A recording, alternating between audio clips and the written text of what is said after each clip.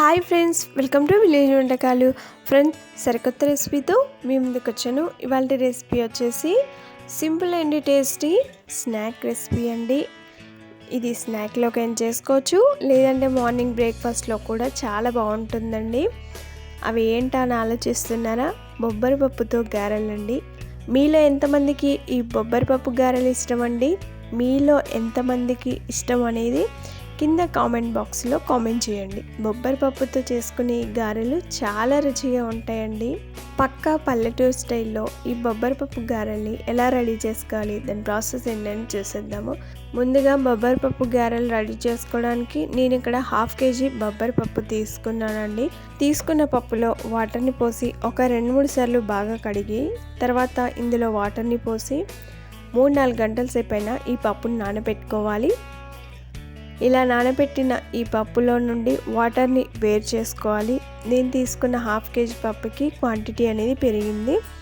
నేను ఇక్కడ 1/2 kg పప్పుని తీసుకొని ఇలా శుభ్రంగా కడిగి నానబెట్టుకున్నానండి. తర్వాత అందులో వాటర్ లేకుండా ఒబ్బి పెట్టుకున్నాను. ఇలా ఒక గిన్నెలోకి తీసుకున్నాను. ఒక మిక్సీ జార్ తీసుకొని అందులో కడిగి పెట్టుకున్న పప్పుని వేసుకోవాలి. తర్వాత ఇందులో తీసుకున్న పచ్చిమిర్చిని వేసుకోవాలి.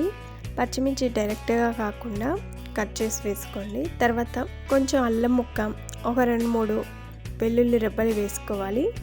వీటిని ఇలా మిక్సీలోకి తీసుకున్న తర్వాత మిక్సీపై మూత పెట్టి మరీ మెత్తగా కాకుండా కొంచెం బరకగా ఉండేలాగా మిక్సీ పట్టుకోండి.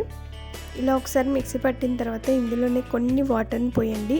ఎక్కువగా వాటర్ పోయకూడదు, పిండి లూజ్గా ఉండకూడదు, తిక్కుగా ఉండాలి. కాబట్టి కొన్ని 1 స్పూన్ 2 స్పూన్ల వాటర్ని పోసిన తర్వాత ఇలా మిక్సీ పట్టుకుని పిండిని ఒక బౌల్లోకి తీసుకున్నాను. నేను ఇక్కడ పప్పుని కొంచెం కొంచెం తీసుకొని 3 వాయిల్గా మిక్సీ పట్టుకున్నాను. ఇలా మిక్సీ పట్టుకుని పిండిని బౌల్లోకి తీసుకున్నాను.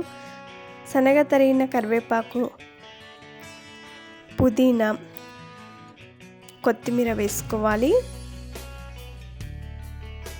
ఇవన్నీ వేసిన తర్వాత ఇందులో 1/2 టీ స్పూన్ వరకు జీలకర్ర వేయండి.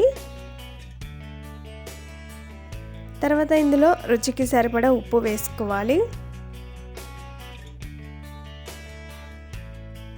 ఇవన్నీ వేసిన తర్వాత ఒకసారి బాగా కలుపుకోండి. ఇవేనండి సింపుల్ ఇంగ్రీడియంట్సే, కానీ రుచి మాత్రం అమోఘంగా ఉంటుంది. ఇలా కొద్దిసేపు బాగా కలుపుకోండి.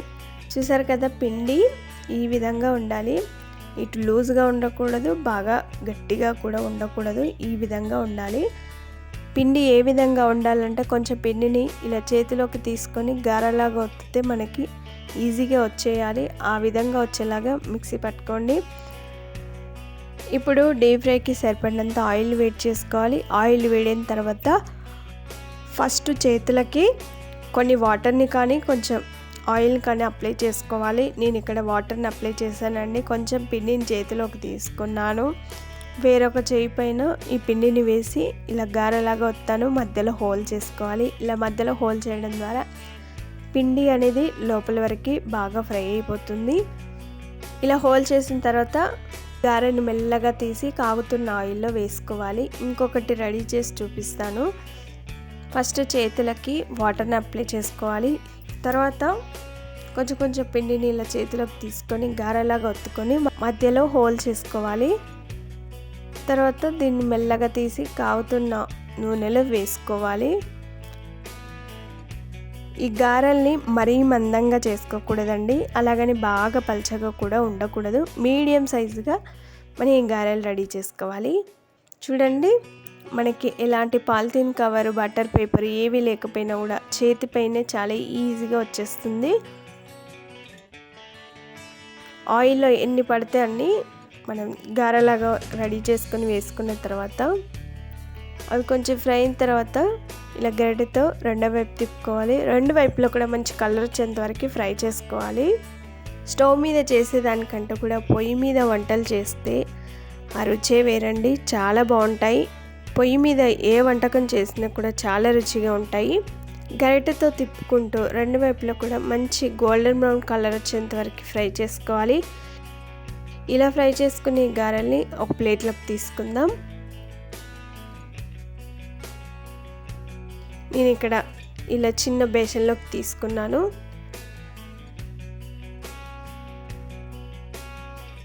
తర్వాత ఇంకొక వాయి రెడీ చేసి చూపిస్తానండి.